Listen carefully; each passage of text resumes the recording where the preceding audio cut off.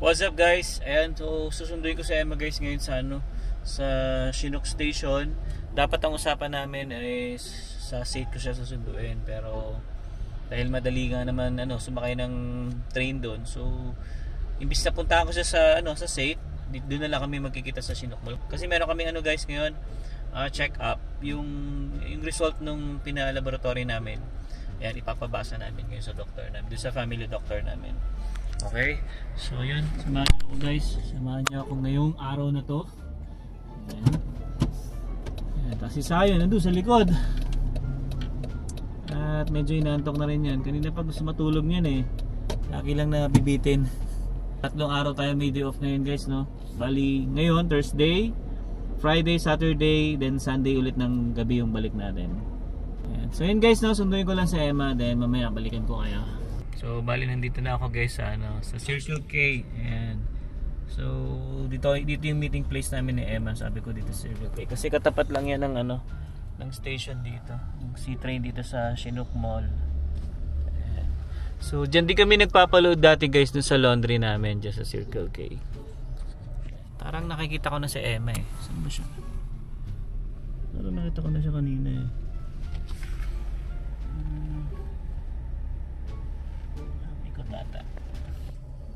Ayan, so anyway, ayan si Sayon guys tulog.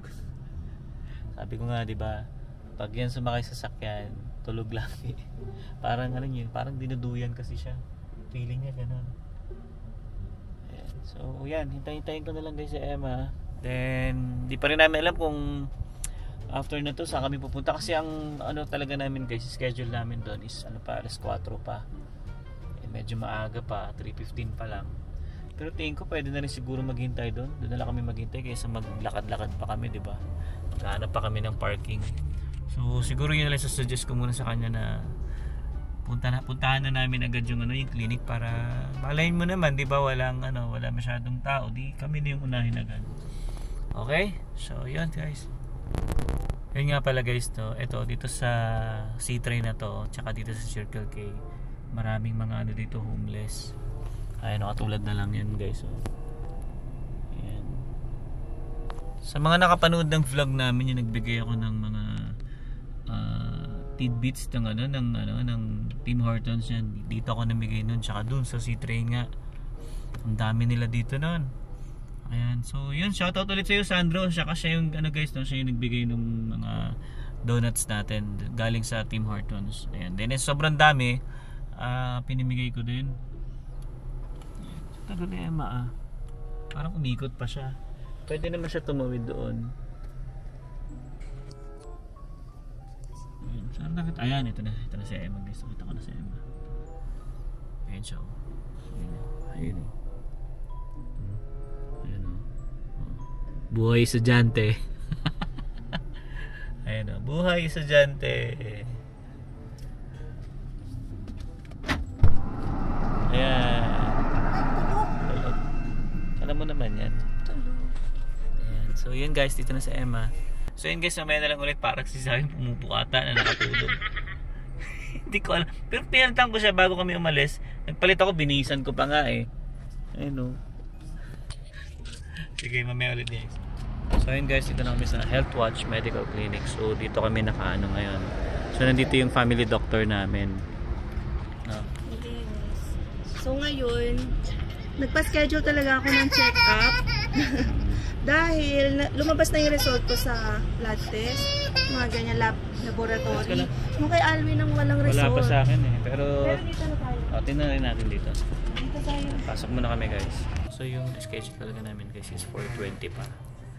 3:30 pa lang yun. So, maaga tayo. Okay lang kaysa maglakad-lakad pa kami sa mall, diba? Dito na lang kami maghintay. Malamig naman eh. Aircon naman eh. Yeah. So yun guys, update namin kayo mamaya kung ano yung result namin. So yun guys, waiting lang kami sa doktor namin. So after 1 hour na saka kami natawag. Pero yun talaga yung schedule namin. Maaga lang kami napunta dito. Buwan time tayo, 4:25. Yeah. So, yung appointment namin 4:20. natawag kami 4:25. So maaga lang talaga kami dumating. Yeah. Kaya nagantay kami ng matagal. Ang tamad kasi, tamad na rin kasi ako guys, ikot-ikot, kaya sabi ko kaya madiretso na muna kami dito. Okay naman, komportable naman yung waiting area namin, kaya okay lang. So yan, hintayin na namin si Doktor. Ay, salamat guys, natapos din kami sa tinagtagal din namin dito sa clinic na to. O, yung kaninang sabi natin na mabilis kaming napapasok sa room pero hindi pa naman agad-agad dumating yung doktor. Pero almost 30 minutes din tayo naghintay, no? So Yeah. yun. Pero okay lang, hindi naman siya, wala rin naman kaming gagawin. Yun yung maganda. Kasi kapag nagmamadali ka, kunwari may work ka, so hindi talaga maganda yung masyadong matagal mag-aantay. Pero ngayon, since nga wala kaming next activity, yan, okay na rin na nag-antay kami kahit 30 minutes. 30 minutes yung nadagdaga, pero ang aga-aga namin dito. Yeah. So anyway guys, update na rin namin kayo sa ano namin. No? Yun, bali, tumaas yung ano namin, cholesterol. Yan ang result namin. Sa laboratory kasi, doon pa lang malalaman kung ano yung result. So, mataas yung cholesterol naming pareho kasi syempre, same yung kinakain namin ni Alvin. At ito pa kay Alvin, mataas yung sugar. Actually, yun nga, nagme-metformin na siya dati pa. So, galing pang Pilipinas. Pero ngayon, since hindi na manage, so instead of once a day yung metformin niya, ginawang twice a day. And then, ito, meron kaming para sa low maintenance lang naman, low dose maintenance for high triglyceride namin o cholesterol. So, after 3 months naman, i-evaluate yun kung itutuloy pa namin o hindi. So, dapat daw i-cut namin yung fatty foods and then pork. Kung hindi ma-cut daw yung pork kasi at least minimize. So, para mapababa namin yung level ng triglyceride. And yung... tapos yun pala guys, may binayaran kami. Yun nga lang, medyo mahal yung binayaran namin sa gamot namin. Yeah. Niresetahan na rin kami ng para sa cholesterol namin tsaka sa sugar ko. Balitag, halos marami to guys eh. Hindi ko alam kung ilang piraso, no? Pero sobrang mahal yung binayaran namin. Ang binayaran namin is $9.45. $9.45. Actually, okay na yun. Nagulat nga kami, but 9 lang. Hindi kasi last time, nasa $80 yata yung nabayad ko. Tama ba? O 40. So, nakalimutan ko na. Pero ngayon kasi, $9 na lang dahil meron ako insurance sa SAIT and then meron si Alwi na insurance sa work niya. So, na-covered yung mga ibang aspects. Kaya, all in all, naging $9 na lang yung binayaran namin for our medication for 3 months, both for our high cholesterol and for his high sugar. Yan. So, makulit na tong isa. Makulit na si Zion. Yeah. So, gala muna tayo. No, gagala muna tayo, then kakain ulit kami mamaya sa aming paboritong Bubble Mania. Ayan. So, pasok naman na tayo sa sasakyan at si Zion makulit. Gustong hinahabol yung isang sasakyan. So, ito guys, no, ito yung binayaran naming napakamahal. $9.45.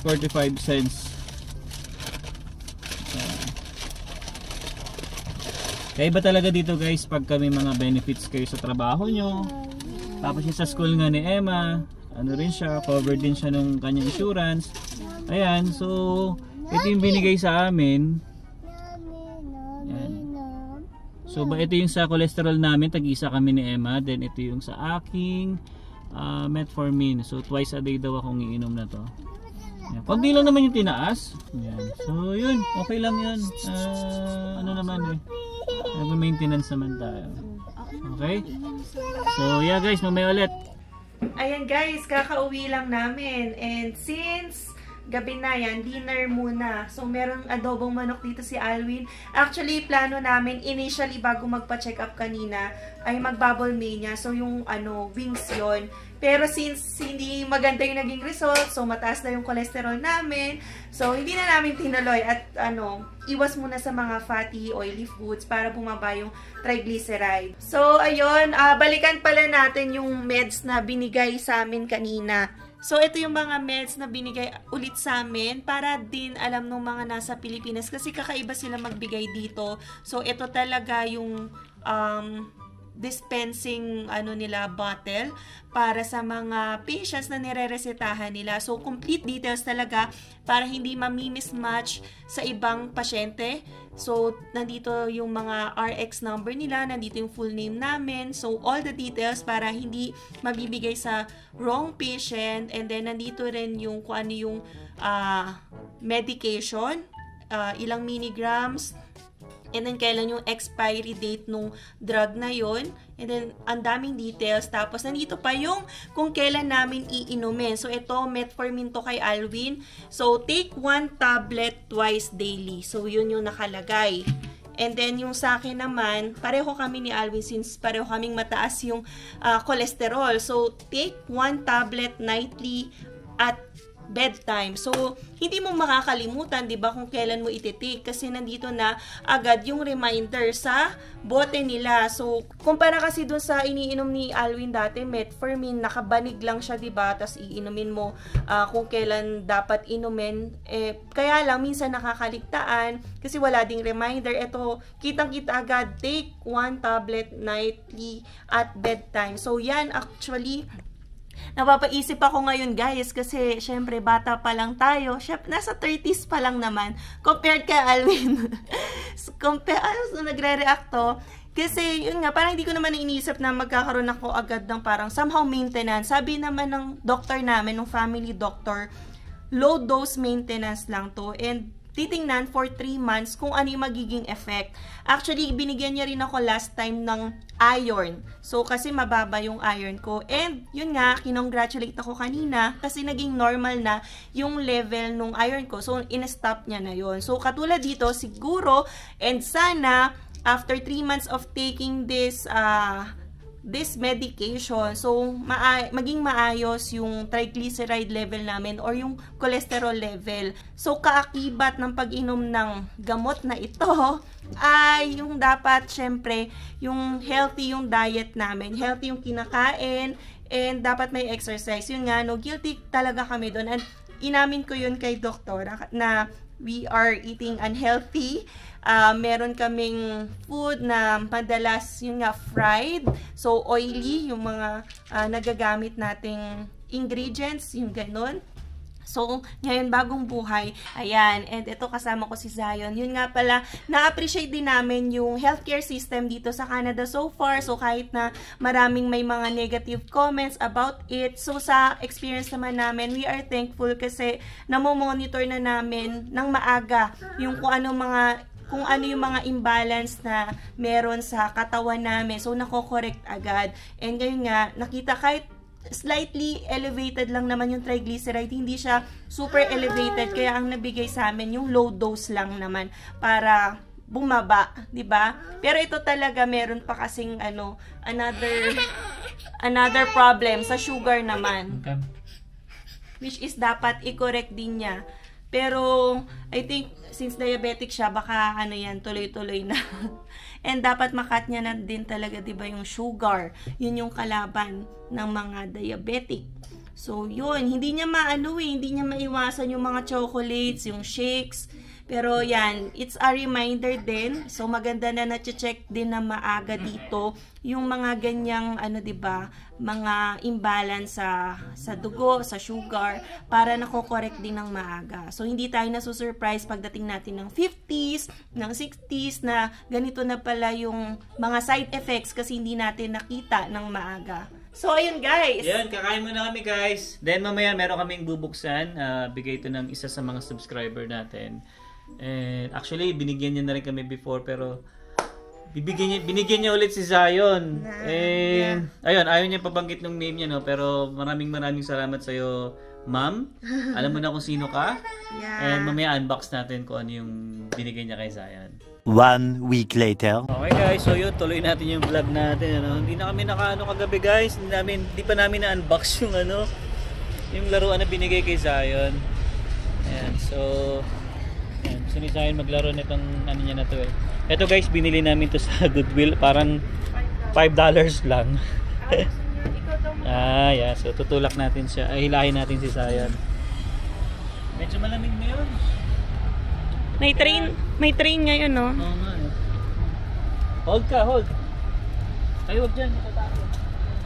Yun o. Malamig. Malamig. Pero dito, maaraw. Dito tayo sa maaraw para Tanggal ang lamig. medyo nawawala yung init ng hangin. Lay-lay muna. Yan, hindi kasi nalalabas si Zion lately dahil yan, nag-start na ako, di ba, magpasukan. So ngayon, since maaga yung uwian ko, babawi kami at maglalaro. Yan. So mataas pa yung araw, guys. 6:20 na. And ito pa rin yung tren, hindi pa tapos. Mahaba yan. Usually 8 to 15 minutes. Naka-experience ako dyan, ano?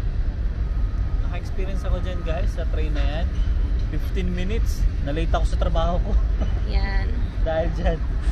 Pinabutan. Hello. Ayan. So guys, naka-isang linggo na ako sa pagpasok. Kumusta? So, okay naman. Okay naman. At least nagka-countdown na nga kami nung kasama ko. Kasi usually pag one sem, 15 weeks lang. So, naka 1 week na kami. Sabi namin, 14 weeks na lang, guys. So, konti na lang. Excited na actually kami matapos agad yung sem. Kasi nako, ang nakaka-dread talaga ay yung paparating na winter. Isang linggo pa lang, excited ka na agad matapos. Oo, gusto ko na matapos. Baby, tulakin Gusto niya mo dito daw. sa taas. Kunin mo. Halika. So, ganito muna yung pastime. Sulit-sulitin kasi pag nag-winter na nga, hindi na kami makakalabas dito. Kahit may backyard. Although, pwedeng mag-play minsan talaga sa snow. Siyempre, minsan lang yon. Tsaka, hindi ka mabababad sa labas. Okay, let's go. Hindi. Okay lang naman maglaro sa snow. Wag lang yung sobrang malamig. Papalo ng mga -20. Yun, medyo mahirap yun. Yeah. Yun amoy na amoy ko guys yung amoy na amoy ko yung niluto ko kanina yung pork chop na binabad ko sa suka tsaka bawang. Yan. Amoy na amoy dito. Doon tayo sa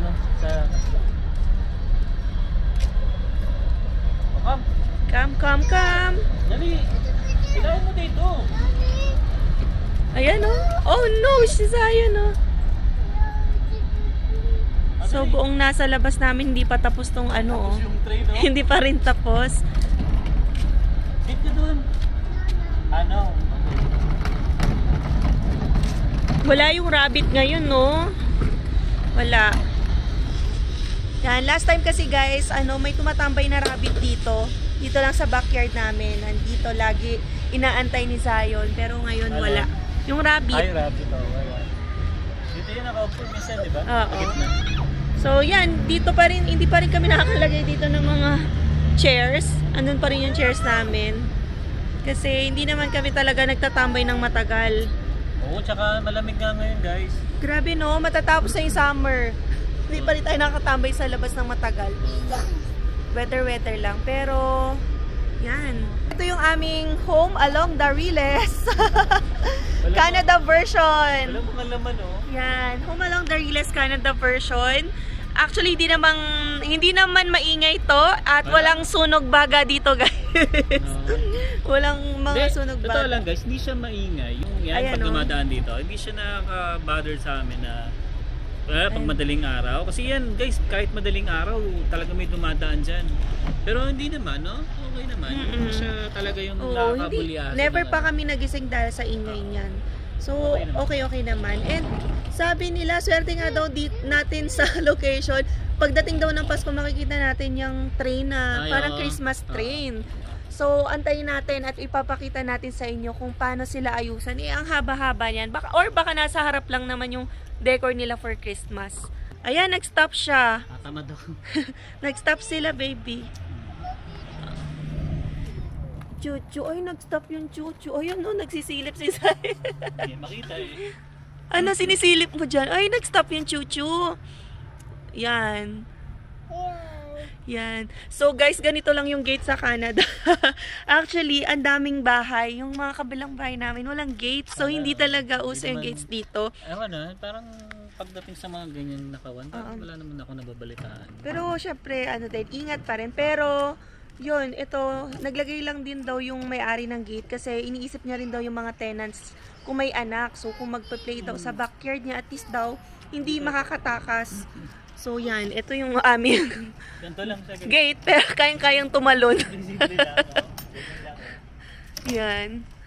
Hindi talaga siya yung sabihin ng gate na bakal, Yeah. na mataas, na merong talim sa taas at sa dulo. Oo, yung Walang mga basag na bote. Walang Dito ganun. talaga more, talaga, dapat mo i-secure yung pinto mo kasi Yeah. yun na yung pinaka halos gate mo. Dito kasi parang wala lang yung gate. Mm. Unless yung mga super yaman, no? Yung may nag-gate meron dito. Naman, meron din naman. May nag-gate pa rin talaga.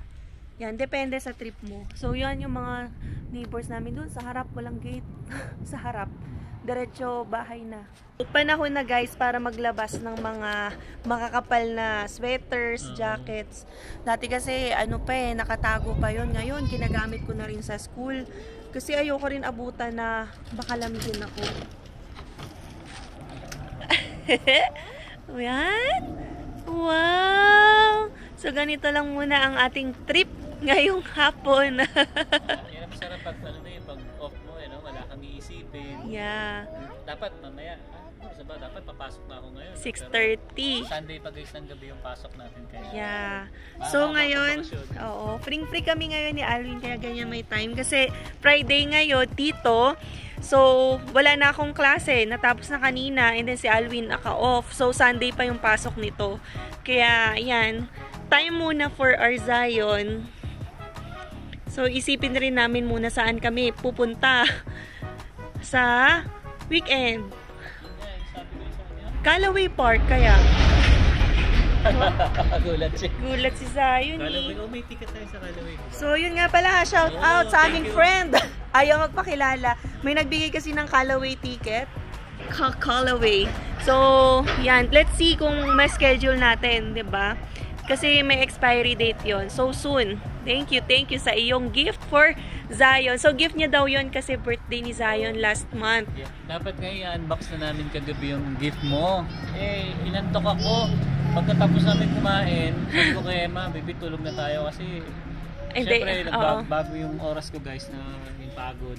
Yeah. Doon ko naramdaman, kaya kagabi, yun, tulog. Yeah. Eto, si Alvin, hindi ko alam talaga. Iba na yung body clock. Bigla na lang aantukin. So, kunwari may plano, hindi na matutuloy kasi antok na siya.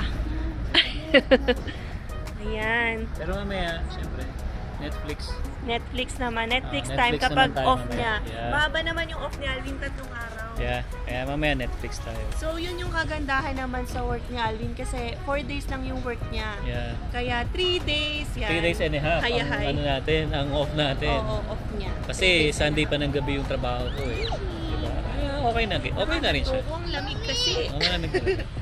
Okay? So, yeah. Siguro guys, so dito lang tong vlog namin, ano? And yun, again, maraming salamat dun sa nagbigay ng gift kay Zion, tsaka yung sa ticket namin sa Callaway. Yan, shoutout din pala sa mga namimit ko, nakakasalubong ko sa seat. Sorry talaga, hindi ko na matutandaan yung mga pangalan nyo, pero thank you. Kasi nare-recognize nyo ako, para nakaka-touch din na dahil nanonood lang kayo ng vlogs na ganyan, mga simpleng vlogs namin, nakikilala nyo ako, ganyan, nasi-share ko yung experience ko sa inyo. So, yun. So, kita-kita pa tayo sa set kapag nakasalubong ko kayo.